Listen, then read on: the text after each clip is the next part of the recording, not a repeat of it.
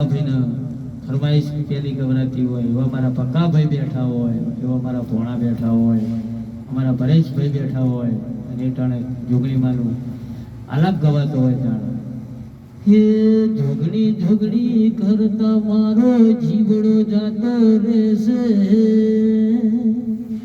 પણ દીપાભાઈ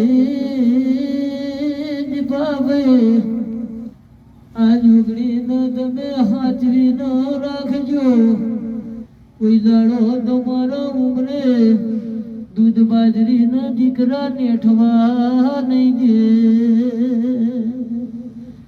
આવું માગે સમયમાં પણ એમાં મારી જહુ હવા પુરસ દીપાભાઈ કે તમારા ઉમરે કોઈ દાડો રમતું બાળ કોઈ દાડો નેઠવા નહીં જવું. એમાં પકડાભાઈ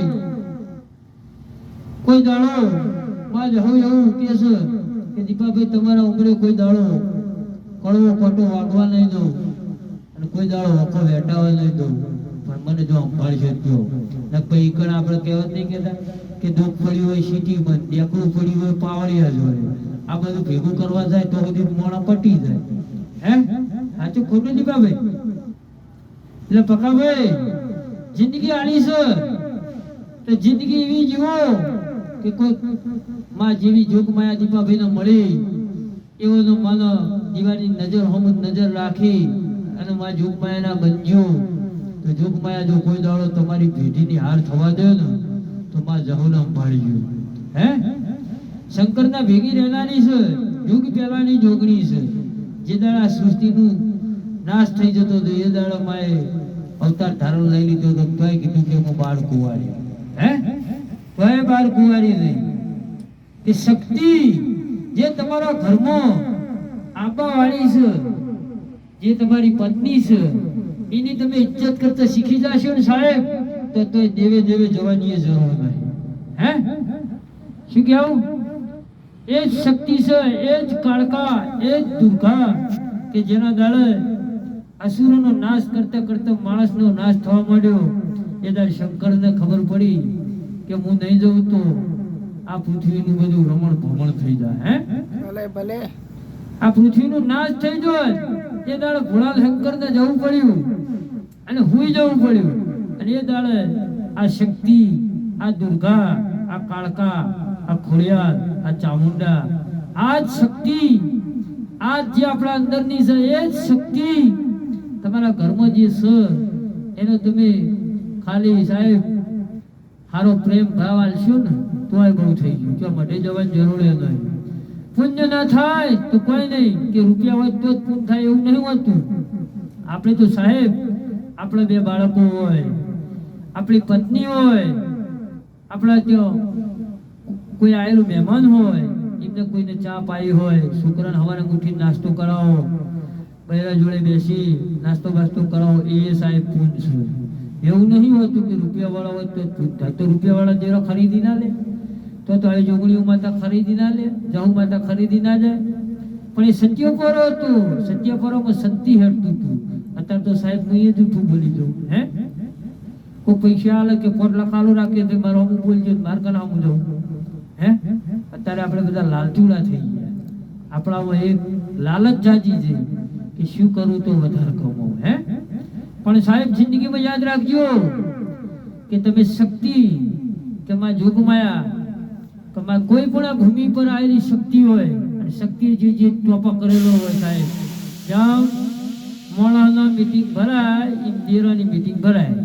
તમે જેવું સાચું જૂઠું જોઈને ખબર જ હોય એ તો દેવ છે, ભેદ ઘૂઘરું પાડતી હોય. આપણે તો કાળા મથાળા માનવી છીએ. કોઈ પૈસા હાલત ફરી જઈએ સાહેબ, રાતોરાત જો 10 લાખનો માલિક થઈ જતો હોય તો 2 શબ્દ ખોટું બોલવા શું હતો?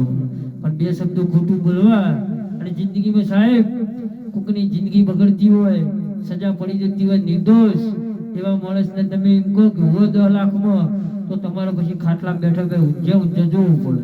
હે સાચું ખોટું? પણ સાહેબ થાય તો સારું કરજો, ના સાહેબ બે હાથ જોડીને નમતર ઘેર તમારા છોકરો બહેરણ હાથવશે તોય મજા આવે, એમાંય બહુ મજા આવે. હે કોઈ એવું નહીં કહેતું કે કે તમે 10 લાખ આલો તો જ તમે આ પુણ્ય કર્યું કહેવાય, ઓમ કર્યું કહેવાય. શક્તિ એવી ભક્તિ હોય. હે કોઈ માતા એમ નહીં કહેતી કે મારા ઘેર મારા મંદિરે નાળિયેર લઈને આવી ગયું. હે અને ત્યાં કોમ સિવાય નાળિયેર કોઈ ચડાવે ખરું? માનતા એમ નહીં રાખે કે હે માં મારું આટલું કામ થાહા તો તને 500 પેડા ચડાવ્યો, નહીં થાય તું તાર બેહી રહેજે, ખાવું ખાજે ને ભટમાં જે કરવું એ કરજે. હે એટલે આપણે બધા સ્વાર્થી છીએ. સ્વાર્થ વગર કશું મેળ પડે એવું નહીં. ભક્તિનો માર્ગ છે સાહેબ એ બહુ કઠણ છે કે જુનાગઢના ગિરનારમાં એવા એવા સાધુ સંતો બેઠા કે શું કરીએ તો મારો ભગવાન મારા જોડે આવે, શું કરીએ તો. પણ હવે તો એમાં બધું રમણ ભમણ જ છું. હે કોઈને કોઈ કહેવાય જેવું ખરું? કાળા કાળો ના કહેવાય, ધોળા ધોળો ના કહેવાય, હે હારા હારો ના કહેવાય. તો એ ઉપાય કોકનું થોડું આગા પાછું કરીએ કે ભલે તું કહેતો હતો આ તારું આવી બધું મને ફલાણે કીધું. હે એટલે કોકનું હું વાપરો હો તમે કોનો કોણ વાપરો એને મનની અંદર એક રાક્ષક ના નાપે હોવા જો 5 મિનિટ રાક્ષક ના બધું હરકું થઈ જાય. પણ જો રાક્ષક ભાઈ આવી ગયો ને તો કે મન શેના હટાવનો કે મારાથી મોટો છે ભાઈ સ્વચ્છરાશીમાં રાક્ષક ઘૂસી ગયો, એ કાળ બની ગયો. અને કાળ બની જાય એટલે સાહેબ નિમિત્ત બની જાય, અને નિમિત્ત બની જાય એટલે આખી જિંદગી માટે કાયમ માટે નિમિત્ત બની જાય કે ઓને આ કહી ના મરી ગયું. હે એના ધણી આપણે બની ગયા ને થાપ છોડી મરી જાય શું થાય કે રાકેશભાઈએ થાપ છોડી ફલાણો મરી ગયો, નિમિત્ત તો હું હાચો ખોટો તો મારે તો લેવા ખાવા જેલમાં